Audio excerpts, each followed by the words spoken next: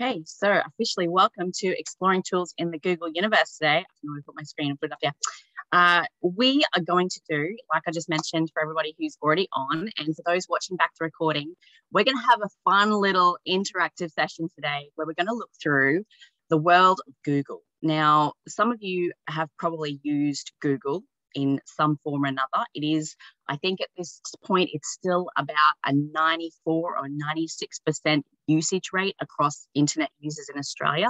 Like, it's one of the most popular platforms and organizations in the world. It's kind of what we call one of our titans of the world. You know, we've got Google, we've got Amazon, we've got trying to think, but there's really big companies, Tesla, Elon Musk, Jeff Bezos, they're kind of taken over the world with stuff, Facebook, of course.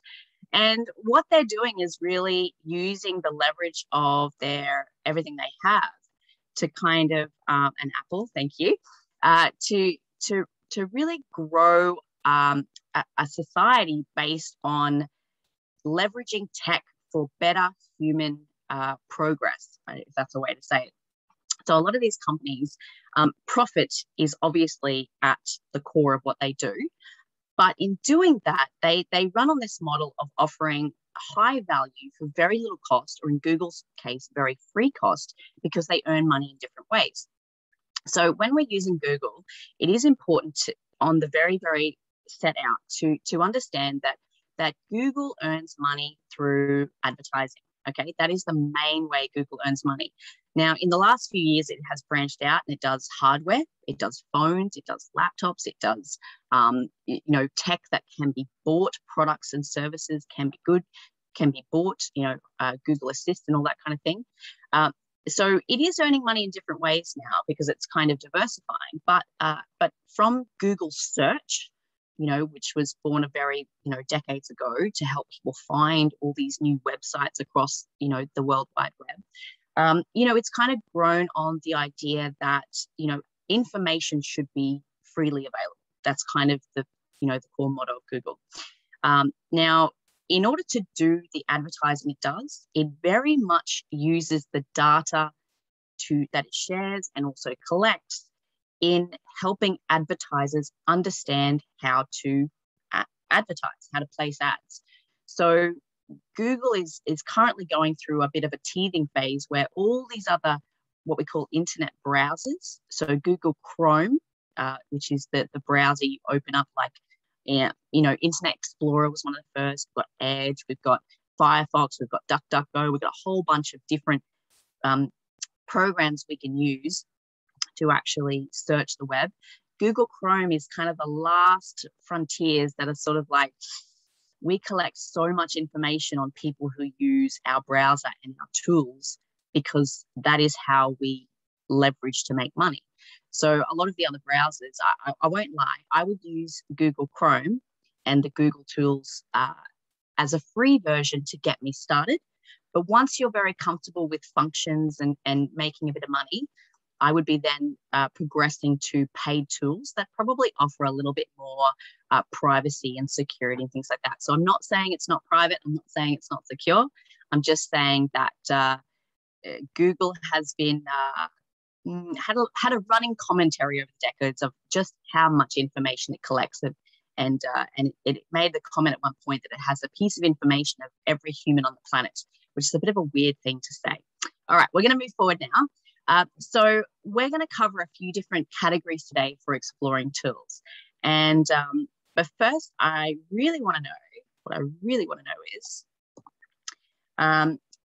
sorry, these are the categories we're going to do today. So we're going to look at how we use Google tools around websites, around videos, and also audio, documents and presentations. So if you're making collateral for your business, or you need to go and present, or even just like this, showcasing something. Projects, so looking at task management, schedules, calendars, all that sort of thing, and communication, of course. So we have, we're on Zoom today, so there's lots of other tools that we can use. Thank you. Yes, Floris. Yes, our data is sold for advertising, absolutely. And of course, making money. So there are a few tools on there to also help us make a little bit of a side hustle and a little bit of money. And I'm also, as I go, I'm going to show you some other education tools that Google puts out so that you can learn more about these. So the aim of today is not to go through 250 different tools in 55 minutes. I don't know why I'm looking at my watch when I'm not wearing one, but you know what I mean? Like, that's not the aim of the game today. The aim of the game is just to show you how to explore and what to find and the options that are out there. So what I'd like to know is, if it's going to get there, what tools do you know of? Now, I've put up a few logos, feeling like these are probably the ones you're more familiar with. Some of you might have heard of some. Is there any on the screen right now that you've never heard of? Pop it in the chat. There's ones on there that you're like, don't know what that is. Please let me know. We are going to go through a few of these today, pretty much all of these today. But I wanted to point out that, Google is kind of everywhere. It's really popular. And once you create a Google account, which most people do if they use Gmail. So Gmail is the free email platform for Google, or Google Mail. You might have an account for that. But also, once you create an account, which you can do with actually any email, and I can show you how to do that in a little bit if you like, you get access to the full suite. So you could have it basically, just having an account on Google basically gives you a little profile, a little file with Google to say, hey, Rhonwyn is doing emails and YouTube and things like that, and here's her collection of stuff, right? Beyond that, there's actually a lot more tools. So what have we got? So Analytics, Drive, and Calendar. Don't have an account. I do have an account using Blogger. That's great, Ruth. So yeah, Analytics, Drive, and Calendar. So Analytics, we're going to talk about. Drive, we can talk about a little bit, but Drive is comparable to like OneDrive, Cloud Drive, Dropbox. It's basically a hard drive in the cloud for you. So when you want to save all your Google, your documents or your anything you make with Google, and even just anything on your computer, you can select to upload it into your cloud drive with Google, just simply called Drive, and it saves it. So it's a bit like when you go into File Explorer on your own computer, where you hold all your documents and pictures and everything. It's like that, but Google hosts it for you. Yeah. Great. All right. So it might surprise you to know that actually there's over 250, I repeat, over 250 different products and programs with Google. Now, like I said before, some of them are paid things. Some of them are products. So they include, their phones and things like that and that. But I'm going to show you where you can actually find them and start exploring. So if I have to swatch windows now. So I don't want to do this now. If I open up a new tab, now I am in Google Chrome. So what is Google Chrome? Google Chrome, if I open this up, is this little icon here. Can you see that? It's Google Chrome is the browser, the internet browser for Google. They've got a lovely homage to Margaret Fulton's 97th birthday today, which they like to have fun of. Now, my background looks a little bit different because I went into my settings and I went, white is a little bit boring for me. I'd love some beautiful geometric designs. That's why that looks like that. Otherwise, this is the standard Google, nothing different, okay? Now, once you create, if I was not logged in, it would ask me to sign in, but because I'm on a PC I regularly use, Chrome is like, I recognize this person. This is Rhonwyn. Now, I have about 6 different accounts with Google. And the reason is that I have my personal Gmail account, which I'm not going to tell you what that is. I also have a few accounts for each time I do a training role. So, my background, I've been working in startups for about 15 years, and I've been doing training in diplomas, advanced diplomas in leadership and management and marketing and all that sort of stuff for about 8 years. And each time I run a program for a different organization, quite often what I'll do is I'll make a new Google account where, this is showing, well, not showing me, but I make a new Google account, and all you do is you put in your email, any email, doesn't matter, it doesn't have to be a Gmail, any email, choose a password, and you're in. That's it. It's as simple as that to make a Google account. And then when I make a Google account, the reason I attach that to a new email with a new organization, so my current email is ronwyn@businessstation.com.au, and that allows, and when I make a Google account with that new email address, what happens is that I can make my own private website as like as an intranet. We'll explain that later. I can it can remember all my favorite website addresses. You see here, I've got some in the bookmark bar. I've got some of my really regular use stuff and a few things they throw up as well. You can edit this and choose what you want. I've got a reading list, so if there's things like articles or topics I want to read later, I can tag them there. And it just gives you sort of this little closed sandpit for doing stuff. So what this means is under my own account, like my Gmail account, I might have a bunch of tabs and favorites that I like for my everyday stuff. I don't do banking through Google Chrome. I don't do anything very critical through Google Chrome. Google Chrome really is, I use it as my tool set, not the other way around. So I don't do anything that's highly private or personal through the Google platforms. It's very much about hobbies and business, like production and things like that. So even my like my bookkeeping programs and that, so I use Wave apps, which I think is getting phased out. So I'm going to have to rethink that. But, you know, even if I use MyOp or anything that's based on accessing the internet in order to use that program, I probably do it through Firefox private browsing or I believe DuckDuckGo, which is a weird name for a browser, DuckDuckGo. But I believe that one is probably acknowledged as one of the cleanest platforms you can use to do some things. Literally duck as in quack. It's very, yeah, anyway. All right, so when we're in Google Browser and you've got a Google account, you have this little menu here, like a little, what we call like a little grid or dot menu. And it's saying to me, look, there's some Google apps. As you can see, it's also here on the bookmark bar. Wave apps no longer support Australian market. Yes, thank you, Floris. Yeah, so I've been using Wave apps, which has been a free bookkeeping program. Amazing.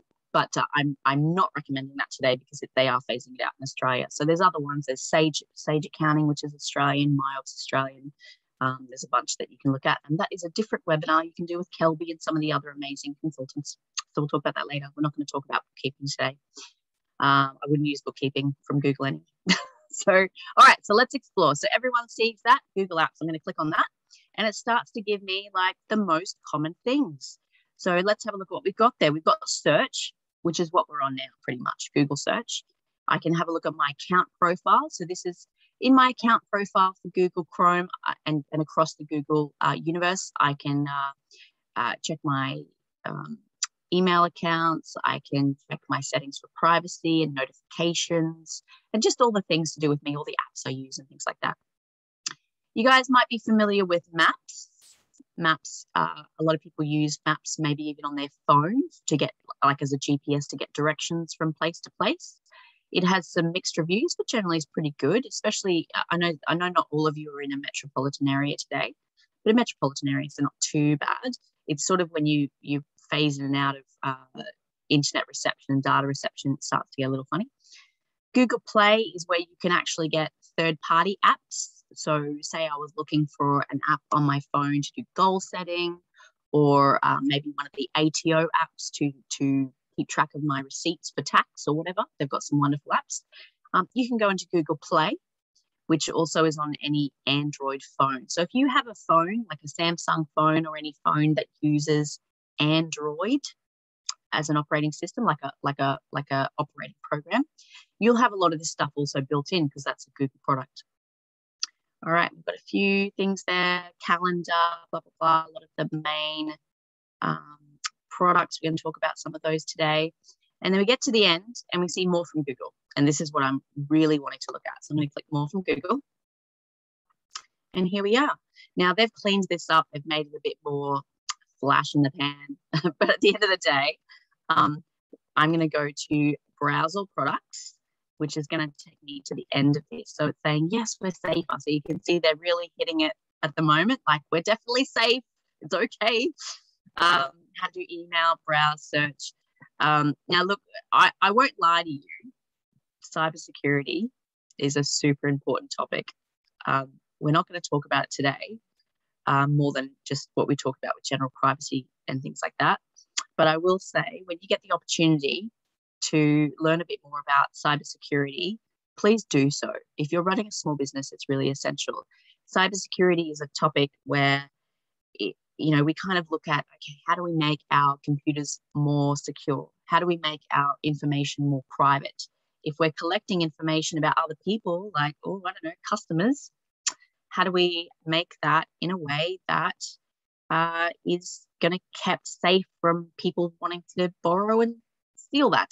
I don't know why I said borrow, steal. And there's lots of different attacks people try, phishing attacks, things like that. Like I said, I'm not going to go into great detail and I don't want to scare anybody. But all I'm saying is that if you basically own a computer or a smartphone, you need to know a little bit about the basics of cybersecurity. So look out for those topics in future as well. All right, so Google for Education, Classroom Books meet Google products. Woo. And here we go. Look at this. All right, let's see if I can get this out of the way. Okay, so this is what we're going to be exploring today. Now, I've opened up a few to get us started, but didn't get all the way through, so we're going to come back to that. All right, so look at this. Ooh. Wait, there's more. And for business. And there's also some for developers, but we're not really going to touch those today because this is like if you wanted to make an app and, make stuff from coding and Scratch and things like that. They've got a whole section to help qualified developers have a go at that. So we're not going to look at that today. But we are going to look at the products, we are going to look at the products that are mainstream and that are pitched for business, okay? So what is the first thing we're going to look at? We're going to look at websites. All right, so who can tell me any Google programs or apps they know of that might be related to building, creating, managing a website? Has anybody got any to share? You can put that in the chat. Anybody's got any ideas? Things you've heard of from Google that it helps with websites in any way? I'll take a sip of my very lovely getting cold coffee. Cold. It's okay. All right, what do we got? None, Ruth. That's okay. Thanks for letting me know. Any other ideas? Anybody got some? It's all right. We can go back to the browse and have a look. All right. So the first one I'd probably want to show you is Google Sites. Let's see where we are. There's my Google Sites. You know what? I'm going to cheat. So I'm on a Microsoft PC. So I know that if I just click anywhere in the screen and I go Control and the letter F for find, I bring up, you can see this little search bar. This is a search bar or a find bar. And what I'm going to do is I'm going to type in sites, and there we go.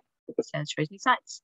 So if I'm glad I did kind of open this before, because when I clicked on sites, it opened up the actual sites app for me because I'm logged in. So if I was not logged in, it would show me some other things. But let's just move this down. Here is sites. So this is sites, and this is what it looks like on the inside.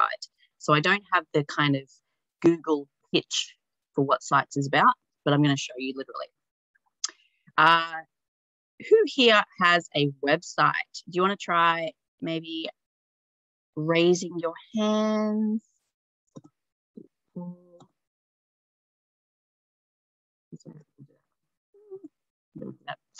I should have done the poll before. All right, just put it in the chat. Do you have a website? That's the question. Do you have a website already for what you're trying to do?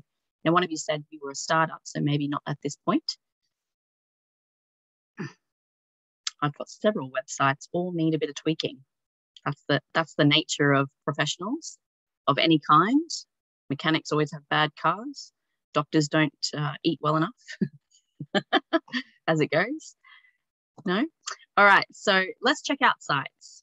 So sites is short for website. So Google names its products very simply.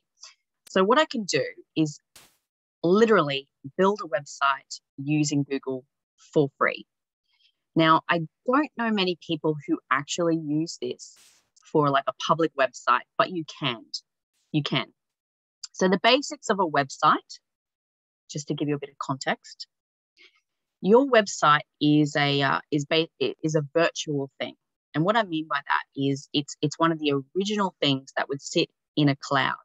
And what that means is somewhere in the world, owned by Google, there's a physical location with something called a server, where it holds all the files and data and code and everything for a website you might build. That's called hosting. Hosting, yeah, there are many Australian-based hosting companies. I can connect you with some people who have hosting businesses locally, if that's something you want to investigate for hosting your website. But first you've got a host, and then you would create your website on a kind of a program or a coding platform. So Google Sites has their own coding platform for making a website. Another very popular one you might have heard of is WordPress.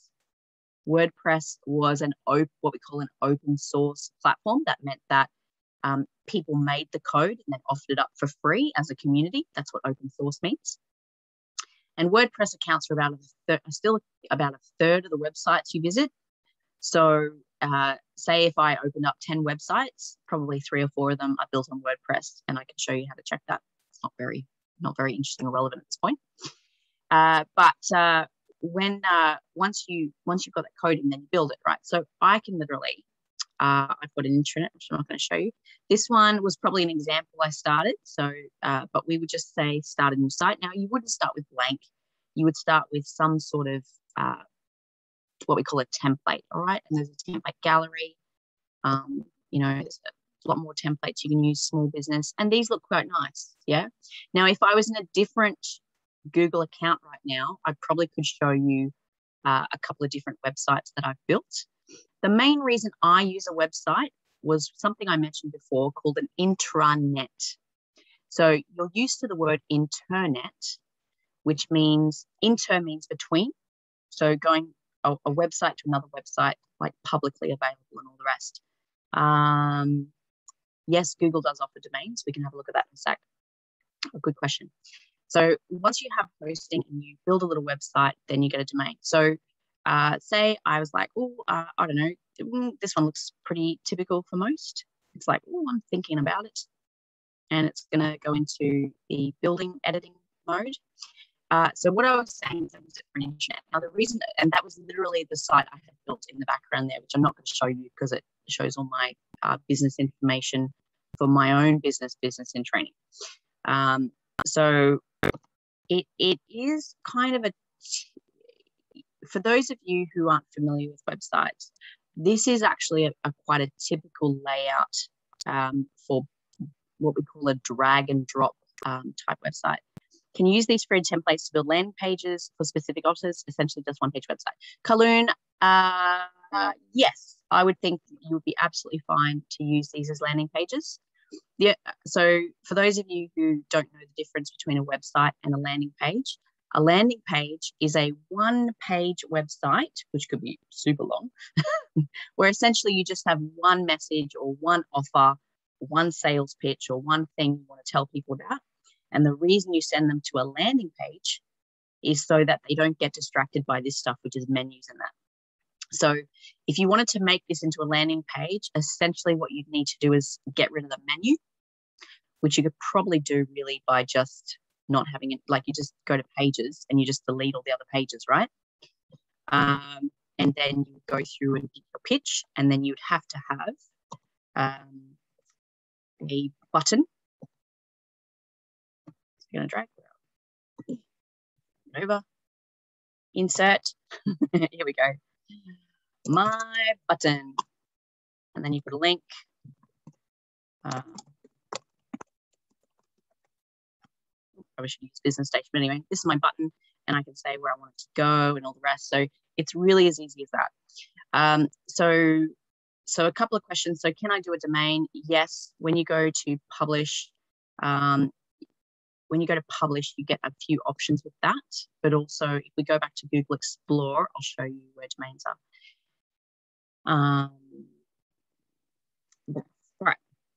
So if I search domains, so the reason I use it as an intranet, finish my point before, Intranet is an internal website. So literally, if I built that website and just made it private to my Google account and didn't publish it, didn't make it public, didn't share it, it just remains my site. And when I visit my site, I can use it as basically a digital reference for my business. So it has I use it to house my policies, my procedures, my workplace health and safety steps, videos on how to do stuff. So for instance, if I was making websites all the time and then I was like, I'm going to get a virtual assistant to come in and do that for me, I might put on some webinars in my videos in my intranet on how do I do that, which we can talk about later. All right, we need to move forward. We're getting really bogged down in websites.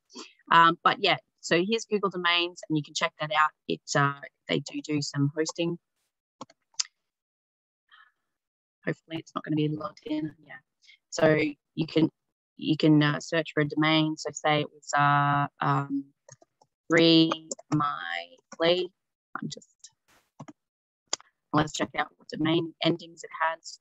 So a domain is the technical name for a website. You can see it's offering me all sorts of different endings. freemyflea.art, freemyflea.life, games, church, digital, all the rest. It has a very wide variety. You do have to pay for this. Okay, so domains are not free because essentially when you buy a domain, you have to claim it. You imagine if it was free, you just have, and as it is, you have random people just claiming domains and then trying to resell them. All right. I want to show you a bunch of this is supposed to be exploring, so that's enough about websites. All right. So Google My Business. Google My Business is definitely to do with websites. So once you have a website, okay, and I really want to be cautious not to go through the mechanics of stuff today because that's not really the purpose of the exploration. So do ask me questions, but let's keep it rocking because we've got 25 minutes to get through a few topics. All right. So Google My Business profile. If you as soon as you have a online presence, Google My Business profile is what you're looking at here. So you would recognize when you search for a business online, it brings up this kind of panel. If you're on your phone, it might be full screen, but on a website, on a computer screen like I'm on, it would be a little panel which says, hey, what do you want to do with this business? They've got some reviews. They've got some photos and posts. So Google My Business becomes a little bit like a social media platform where you can post articles and videos and photos and all the rest. It can take you to the website and all the rest. So when you see a business has this, when you search for them online, they have actively taken the step to do their Google My Business listing profile. This is free, okay? So when you go into Explore, you click on the Google My Business over here, this little blue market store, okay? And you can follow the links to see how to do that. It does ask you for a physical address when you list with Google My Business. It's simply to stop people having random unverifiable businesses. So even if you have a home business, what you would do is say, I need a suburb for my public listing, but they need a physical address because Google will actually post you a code in the physical mail to then go back on Google My Business and verify that you're a real business. You're not just some random scammer. Okay, other things that are related to website are like analytics. Analytics is the background of our website to tell us, hey, who's visiting your website? Where are they from? What are they doing? Okay, where am I? Sorry, and now they have Google Marketing Platform. So Google Analytics and a few other tools like Optimize and that, they've kind of brought them together. So you can see here, get my video out of the way. Sorry, menus and things cramming up my screen. So we've got Data Studio, which is it kind of means you can create your own dashboard to see where your analytics are going. Optimize, which means that you can look at and start to categorize your audiences and do some split testing and things like that. Google Ads is when you do advertising on Google. So if I was to go to, if I was just to search, dog walker. No, I'm not. That's not going to get it. All right. Program for websites. Okay. And you see here it says ad. People pay for that. So that's Google Ads. Okay. So that's the platform, Google marketing platform, which brings all that into one now. Okay. So that is, again, that is on the browse. If you come down to the business side, business side, where is it? Here we go. Google marketing platform over this side. Okay. But it has all those individual ones here as well. Okay. You can check hashtag trends if you're doing posts, all that sort of stuff. All right. We also have, we also have, oh, that's Google Marketing segment. Okay, Blogger. So Blogger is, if you don't want to do a website, if you actually just want to blog because you have a little bit of genius to share with the world, which you all do, you can publish it for free on Blogger, which is Google's version of it. Blogger is a little bit like a website, but it's basically just website posts and that's it. So each time you go onto your blog, you're doing an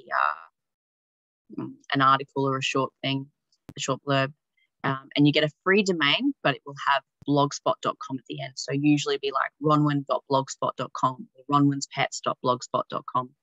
So that's usually what happens with a free domain, is you'll have the rest of the title in there with it. Okay, what else we got? And Merchant Center. So in the browse, we also have Google Merchant Center. So if you are looking to get products listed on Google Shopping, this is the one that does it. So you can see on the right here, see how you've got the different tabs in Google search. Okay, so you see here I've got images, videos, news, maps, more. There's shopping. So if I did pets and I went to shopping, it's not the kind of thing I want to shop online, but there you go. So it's like all pet products. Okay, so you can see here it tells me what website it's from. So Google Merchant Center does actually connect with your online shop. It does not sell on your behalf. Its version of that is eBay. So Google bought eBay. It's eBay's product, and that is, you can wherever you list, basically you just connect it with Google. Okay, sorry, Carloon. So with the Google My Business, yes, you can put your home address for Google to verify, but just list your suburb in your profile for public viewing. Yeah.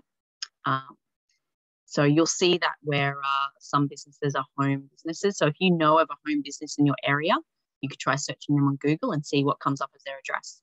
If it comes up with their full physical address, it could be that they want it there because they want to invite people to visit them, or people need to find them. Otherwise, yeah. So we've got, for websites, we can build a website, we can check the data, like who visits our website, we can get our website listed on Google search.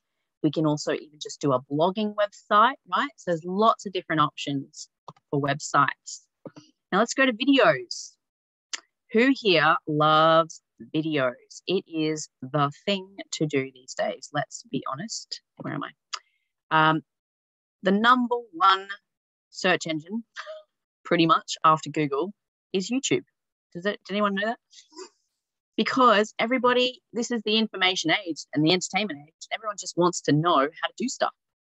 Okay, address suburbs. Does that mean the service favors fixed location businesses, bricks and mortar? No. So we're getting into sort of search engine optimization and Google My Business. So as long as you've done your Google My Business profile, when you look at businesses on a map or you search for businesses, it will bring them up. It'll bring all the little location markers on a map, so it helps people get found. It just means that it'll basically pick a random point in the middle of the suburb to locate your business. And then when it brings up the panel to show, well, this is, call, website, all the rest, all the information's there. It just won't have a physical address. But no, you're not going to suffer for not being shown on Google as far as I'm aware. All right, so YouTube. So how does YouTube work? YouTube, you might have, who here has not been on YouTube? Has anyone not been on YouTube before? I imagine every single person at some point has found their way to YouTube. Now, we're not looking at YouTube right now. We're looking at how YouTube works, okay? So basically, for YouTube, you can record directly into YouTube. You can use any kind of screen recording product on your computer. So Zoom, we're in Zoom today. I could record this Zoom and it'll be on YouTube later, which actually it will be. It'll be on the Business Station YouTube channel. And you can investigate how YouTube works a little bit more. But the thing about YouTube to understand is it has something in it called Creator Studio. So if I come back to browsing, all right, you've got different types of YouTube. You've even got virtual reality YouTube. But let me see if I actually just go to YouTube. I know what it's going to show right now. What I'm clocked into. So you can, I'm watching a lot of cryptocurrency stuff lately. You can subscribe to channels. You've got learning. You've got, I think this is the platform, or it might just categories. All right, so this is where people have said, hey, I want to do videos to teach stuff, but what I want is to make sure it's Studio. YouTube Studio. So YouTube Studio is, or studio.youtube.com is where you can actually go in and create videos and list videos and add subtitles to videos and all that kind of stuff. Is it better than a normal video editor? No, probably not. But it will do everything you need to get a video posted on YouTube. Now, why would you host videos on YouTube for your business? We've already said it's a great search option. So people will find you because they're looking for, how do I do cattle export? How do I, some lessons on how do I manage this whole work-life balance thing returning to work? How do I do digital transformation, right? I'm going to go to YouTube and try to find some answers. So, this is a different topic that we're going to cover in another session. But, the bare bones of it is that, what you want to really do videos and blog posts and social media posts, but especially videos and that kind of answer people's burning questions. All right. And we've got a whole series on how to do that. We've got a whole team of digital marketers. There's no shortage of webinars on how to do that stuff. So what else is there apart from YouTube? You can also do podcasts. So you can create podcasts and you can manage podcasts through Google as well. So a podcast is, if you don't know what a podcast is, it's a little bit like an episode, but just audio. So you've got a range of different, Spotify and Anchor. There's a lot of hosting platforms for podcasts. And they're really, I don't know many people who aren't getting into podcasts lately. I'm either bumping into people who are making podcasts or they are listening to podcasts. It's amazing. Thanks for sharing that. So we've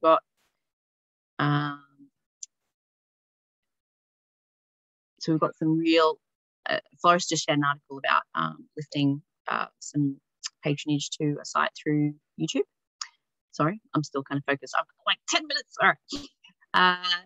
We've also got, so you've got Google, and then you can make subscriptions, put in a queue. So you can sort of queue up things. So I might do stuff like this with YouTube and podcasts for when I'm about to go driving. So, when you're about to drive somewhere long, maybe I want to call someone quite often, my hands free, but if I don't, I might just want to be learning. So at the moment, I've got a few background projects with some other businesses. So I'm like doing this massive learning curve right now. So YouTube and stuff is like streaming in the background nonstop. If you wanted to use some tools for actually having a bigger screen, so these notifications should be off. Anyway, say you were looking at something on your phone and you wanted to send it to a big screen, from your tablet to something. So this is great if you're doing presentations and that, but also from home. Use Chromecast. So Chromecast is a little device you do actually have to buy. It's about $50, maybe a bit more once you convert to Australian dollars. And it just allows you to share basically what's on your phone to what's on a big screen. So it's great when you're getting up and about. Another thing for audio visual kind of stuff, have you guys seen some of the Google ads where you shine your camera on something and it translates, or it says that's where that you can shop for those shoes, or I'm going to copy that text to my computer, I'm going to identify that thing that I want to know what it is. A little bit of homework help. I don't think that's called cheating, but that's Google Lens. Yeah. So, if you ever seen this ad and you're wondering what that is, and the reason you would use this is because you might be wanting to serve bilingual customers. So allowing your customers to come in store and scan stuff that you have so that you can help assist them shop, things like that. There's a lot of different applications. Right, come back. We're going to move past videos. So the main thing for videos is definitely YouTube, but just to let you know that you also do podcasts, and this YouTube Studio will allow you to edit videos a little bit as well. There are obviously lots of different video editing programs like DaVinci and iMovie and all sorts of things that you can use for free. But if you want to do YouTube channels and grow a following and get to a few 100,000 and start earning money from it, you can certainly do it within YouTube. All right, documents and presentations. This is kind of the more basic stuff that people use. But if you don't know they're there, you might be running out to the shop to buy Microsoft Office for $100, $200, $300, and not know that you can get this stuff for free from Google. So, bless Google, but they do tend to copy. So Google has made an attempt at pretty much copying the whole suite of Microsoft Office, yeah? So we've got Docs, which is Word. We've got Forms, which, well, technically, I guess that's also Docs, Word. Where are we? We've got Calendar and Gmail and Tasks, which is to replicate Outlook. We've got, where are we? Here we go. We've got Sheets, which is Excel. We've got Slides, which is PowerPoint. So I'm using PowerPoint today. We've got Keep, which is a bit like OneNote, or you might have also heard of Evernote, is a very popular one. What else is there? There is also Microsoft Projects, which we'll get to in a minute. But here's what they look like. So this is, when you get into this kind of suite, this used to be called G Suite. It's now called Google Workspace, just so you know. So if you hear people talking about G Suite or Workspace for Google, same thing. So you can absolutely just sign up for Google, have an account, and access all these wonderful programs. Most people who are very familiar with the Microsoft Office suite, like Word, Excel, PowerPoint, and that, and have also used the Google suite, will probably tell you that the Google suite is not quite as good. But I would also argue the same for Office 365. So when you buy the Microsoft Office suite, which is Outlook, Word, PowerPoint, etc., my preference is always to get the installed version on the computer.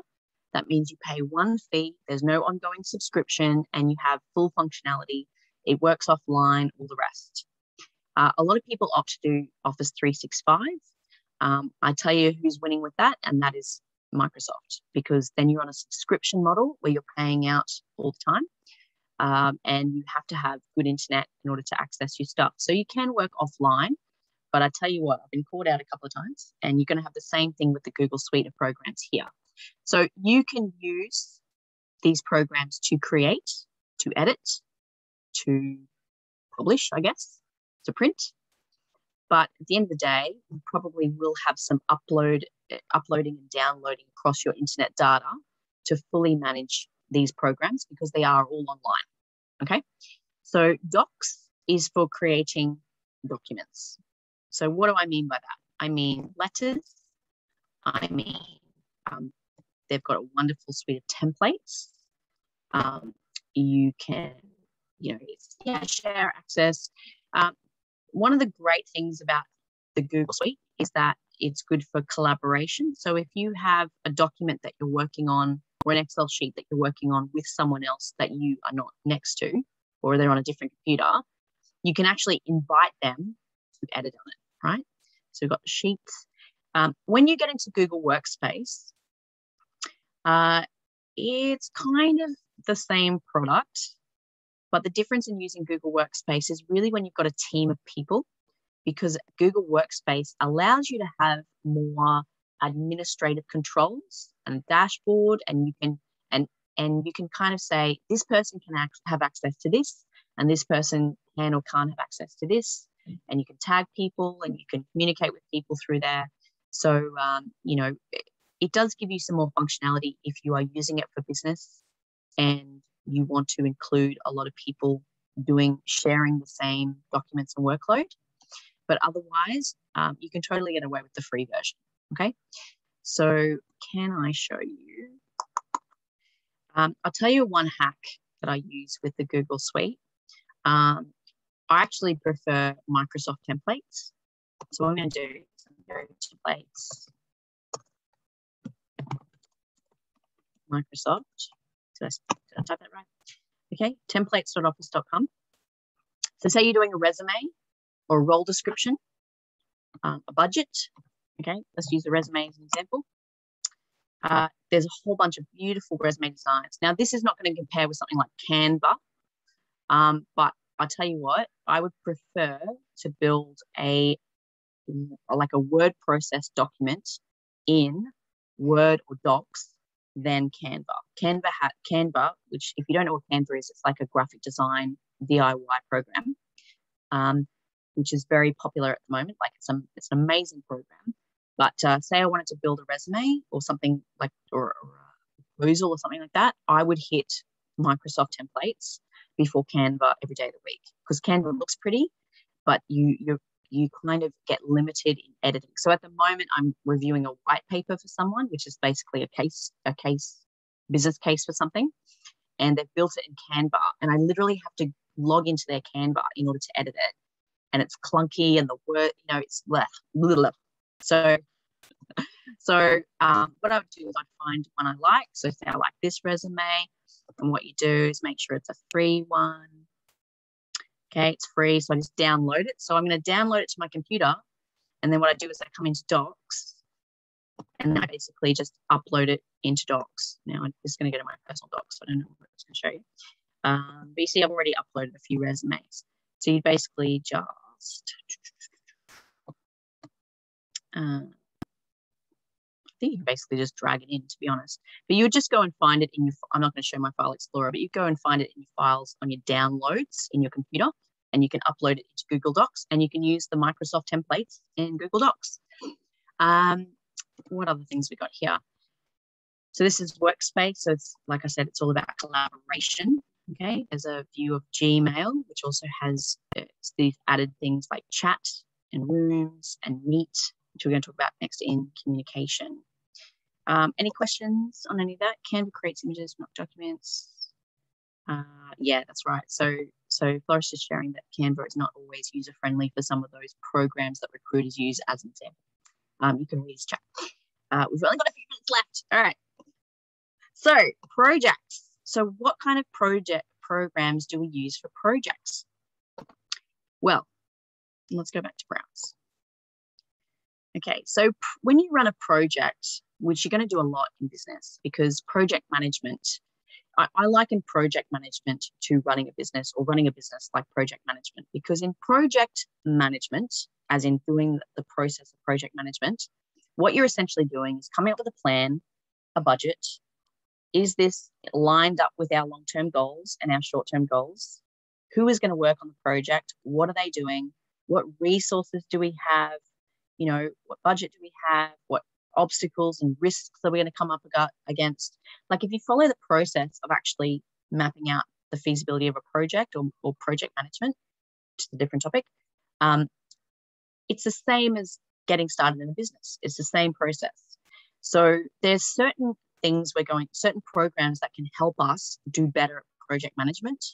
And I'm going to show you a few now. So Google Tasks is one. So basically creating task lists for productivity and that sort of thing. You can install it on your phone. You can keep track. It links up with your calendar. You can create subtasks, due dates, which will ping, you're supposed to do this today. All right. So basically a very productive to-do list. That's what Google Tasks is. And I don't know about you, but I don't know any human on the planet who doesn't use task lists and to-do lists as a very basic productivity tool. So Google Tasks is a way of digitizing that and putting it on your phone and your laptop and everything. Obviously, anything in Google Workspace, so any document creation, slides, and that's going to help you. We also have, what else do we have? Where's Calendar? So you've also got Google Calendar. Now, I'm not, can I click on Calendar? I'm a bit reluctant to click on Calendar because I might actually show my real calendar with some private appointments. But Google Calendar is like any other calendar. What it'll show you is what you're doing this week. Now, why would you use that over a diary or a book? Couple of reasons. I use both. I find my book is a great backup where I can just have a quick reference. But any of these productivity or project management tools really rely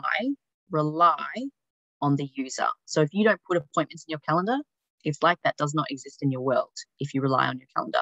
Same with your diary. If you don't write it in your diary, it does not exist in your world. It's not written in your diary. So it's the same principle, any of these tools. But here's a great one for projects and developing projects is Keep. So Keep is a little bit like Evernote or OneNote, which you may not have used before.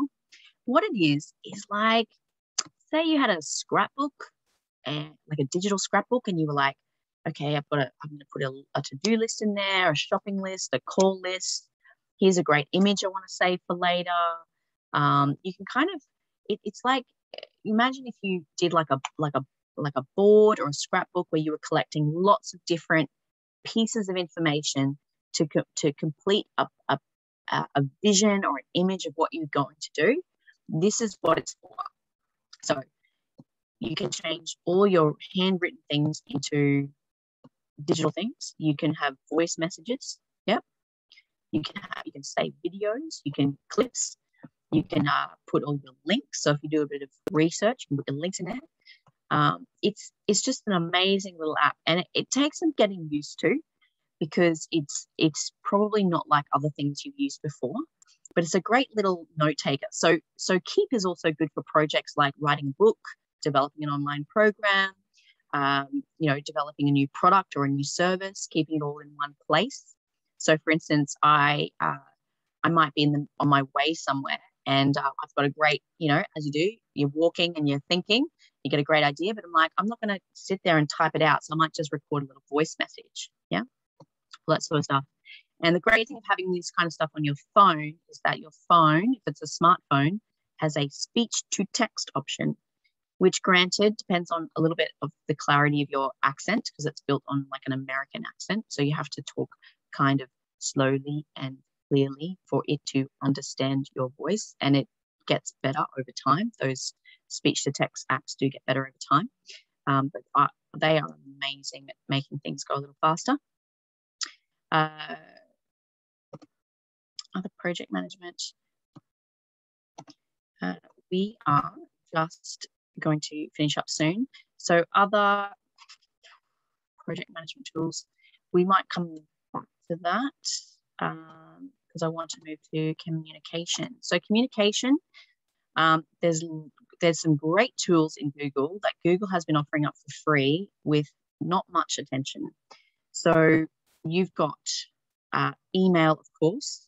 You've got your Gmail, which is a great communication tool, which is just sending emails.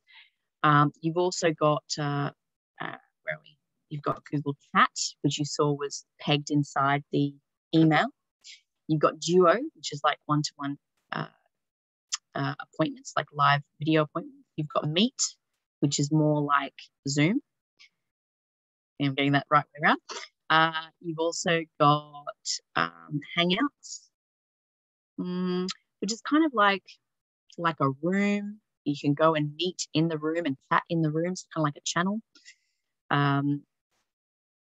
They've actually got, you know, I mean, at the end of the day, they're all about communicating.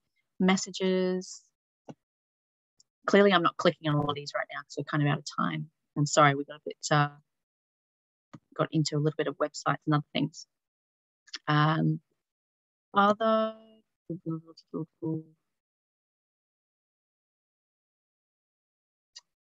business messages, yeah. I mean, communication is kind of one of those things. You can use, obviously, you can create videos. So basically, the kinds of apps that you're replacing with Google is like Skype, Zoom, text messaging, chat rooms, email. Google has all these, right? And they're free. Past communication, we're going to go to making money. So I know this is the one we probably should have spent the most time on. So in terms of making money from Google, there's a few different areas, I won't lie. You might have heard people having a YouTube channel and making money off a YouTube channel. So that is one way you can actually make money. You can make money through YouTube by building up an audience. Now, you're not going to do it with 1,000 subscribers. You're going to do it with like 20,000, 50,000 subscribers, right? You need to get a minimum amount of views on videos before you can monetize them. But once you can monetize them, you can have ads play and you can get reimbursed for that sort of thing. And there's lots of different ads that you can run on YouTube.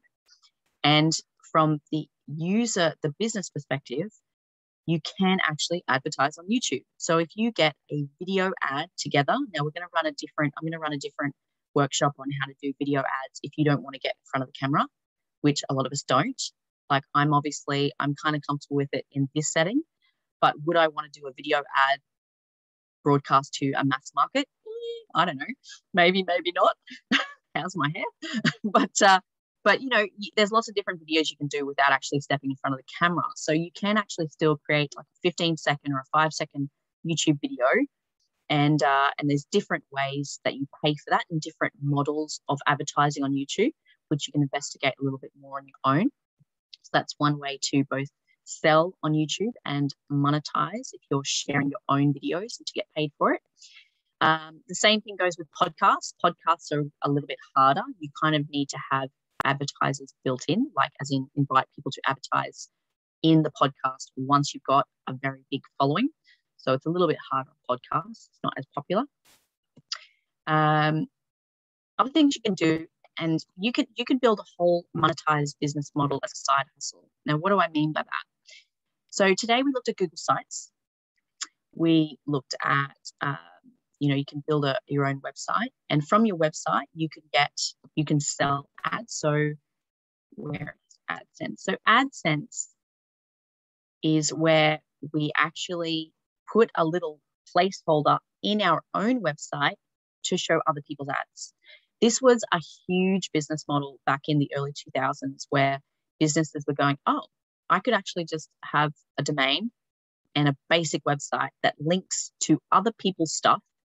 And when people click on it, I make money. That's it. You can literally just make an advertising site.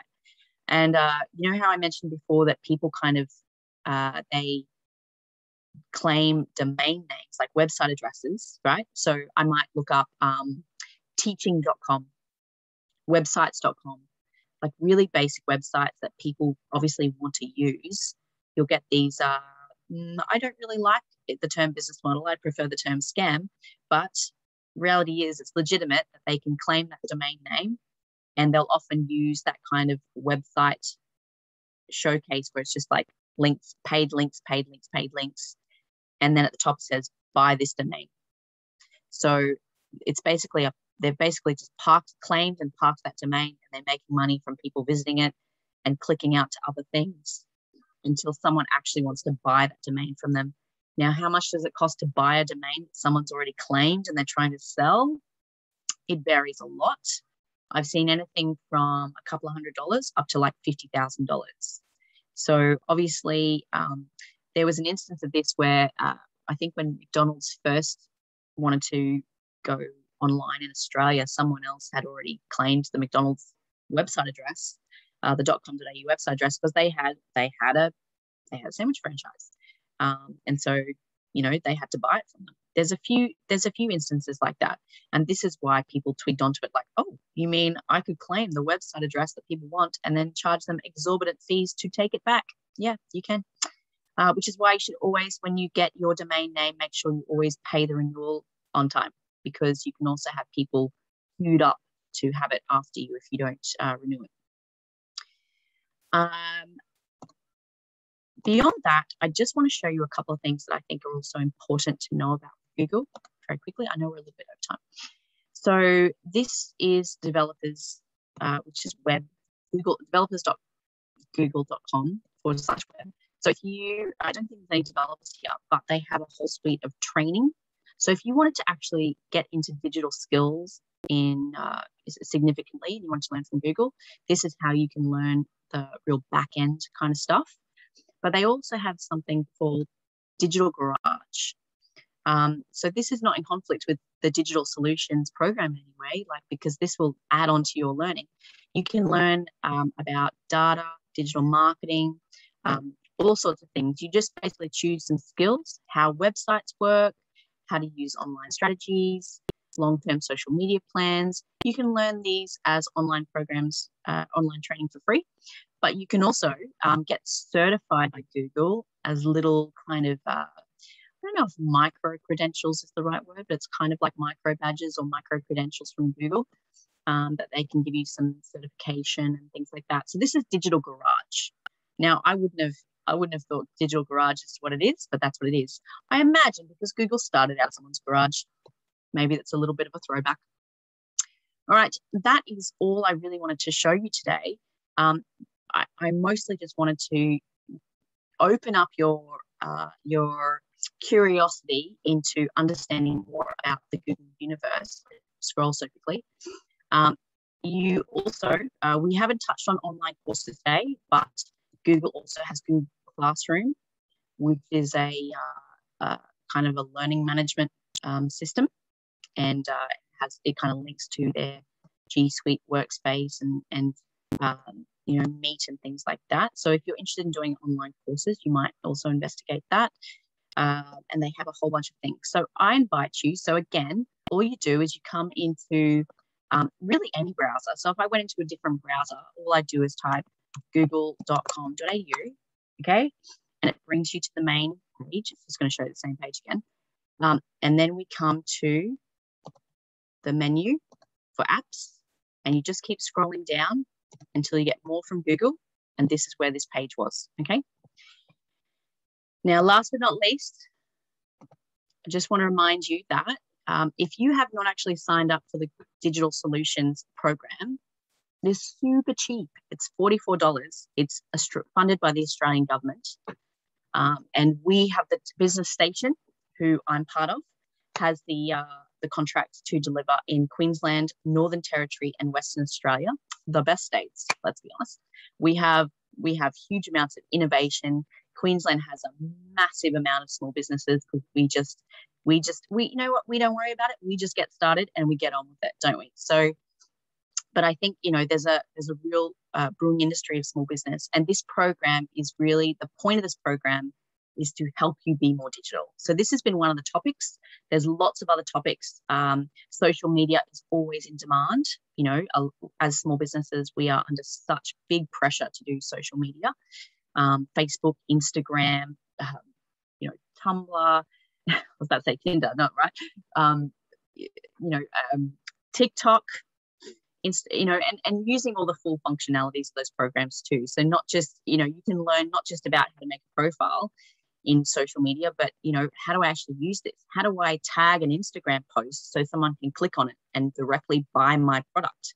How do I secure my website? How do I make sure my staff don't open a phishing email from someone who's pretending to be me as the manager, which is big these days, or the tax office, which is pretty run of the mill. It's boring these days, but they still work. A lot of people, you don't recognize, and you open up that email and click on the link and boom, there you go. Your mainframe is completely infected and they've locked you out and you can't get back in.